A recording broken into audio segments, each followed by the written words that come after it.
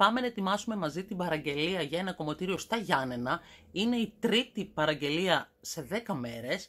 Με πήρε τηλέφωνο και μου λέει: Αντωνία, βλέπω στον ύπνο μου μαύρο ντεκαπάζ. Έχουν εξετρελαθεί οι πελάτησές μου. Καλέ, πόσο χαίρομαι. Καλέ, σας αγαπώ πάρα πολύ. Εγώ να δείτε πόσο το αγαπώ το μαύρο ντεκαπάζ. Πάμε να δούμε τι παρήγγειλε. 3 μαύρα ντεκαπάζ. Ούτε ένα, ούτε δύο, 3. 3 μαύρες μάσκες, 3 μαύρα σαμπουάν. Παρήγγειλε να δοκιμάσει ξανθιστικές βαφές από την κανονική σειρά της Inebria Italy με αμμονία.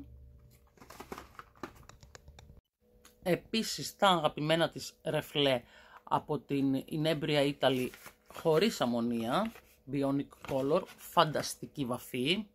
Επίσης γαλάκτομα 30 για το μαύρο ντεκαπάζ. Γαλάκτομα 10 για τη βαφή χωρίς αμμονία της Inebria Italy και όξιζενέ 40 για την ξανθιστική βαφή της κανονικής σειράς της Inebria. Και εγώ τι θα της στείλω ως δώρο? Μία χρωμομάσκα σε χρώμα μπλε. Θέλω να τη δοκιμάσει γιατί είδα ότι έχει κάτι τούφες έτσι, γαλάζιες μπλε, δεν ξέρω.